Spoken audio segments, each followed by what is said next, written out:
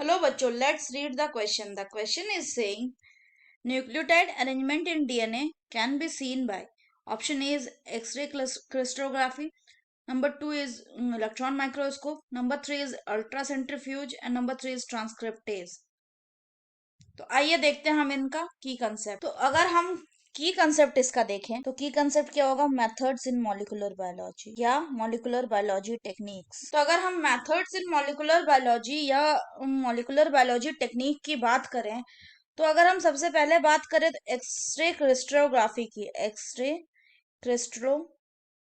Crystallography इसका use क्यों होता है? इसका यूज किसी भी जो मतलब कोई भी जो सब्सटेंस है उसका एटॉमिक और मॉलिक्यूलर स्ट्रक्चर डिटरमाइन करने के लिए, determine the atomic and molecular structure. कैसे?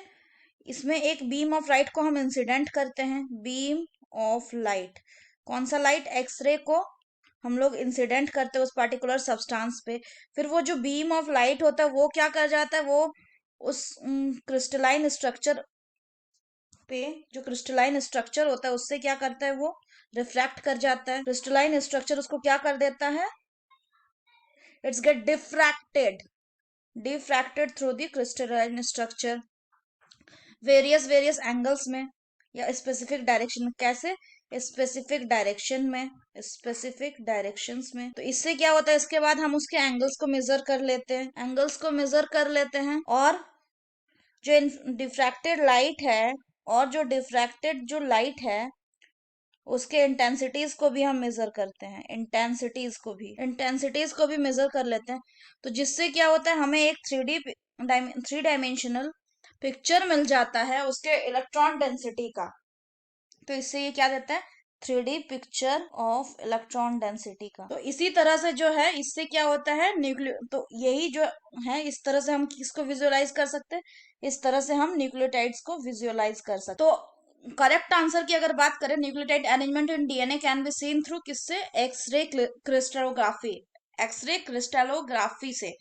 अगर हम बात करें इलेक्ट्रॉन माइक्रोस्कोपी, अल्ट्रा सेंट्रीफ्यूज और ट्रांसक्रिप्टेज की, तो जो इलेक्ट्रॉन माइक्रोस्कोपी है, इलेक्ट्रॉन माइक्रोस्कोप जो होता है उससे क्या करते हैं, एक्सिलरेटेड जो इलेक्ट्रॉन होता है, एक्सिलरेटेड इलेक्ट्रॉन, उसके बीम के अल्ट्रा स्ट्रक्चर को, एक्सिलरेटेड इसके बीम के अल्ट्रा स्ट्रक्चर को हम देख पाते हैं, विजुअलाइज कर पाते हैं। तो इसलिए ये किस लिए यूज आता है, ये यूज आता है to visualise the ultra structure of biological specimen. अगर हम सी नंबर की बात करें तो अल्ट्रा सेंट्रीफ्यूगेशन, अगर बात करें अल्ट्रा सेंट्रीफ्यूगेशन की, तो अल्ट्रा सेंट्रीफ्यूगेशन या अल्ट्रा सेंट्रीफ्यूज जो मेथड है, इसमें क्या करते हैं, कोई भी जो सब्सटेंस है उसको हम रोटेट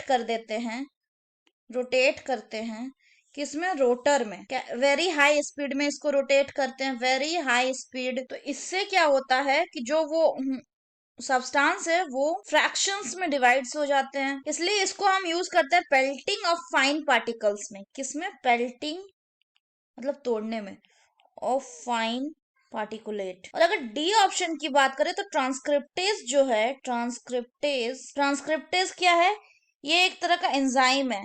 एग्जाम्पल जैसे रिवर्स ट्रांसक्रिप्टेज,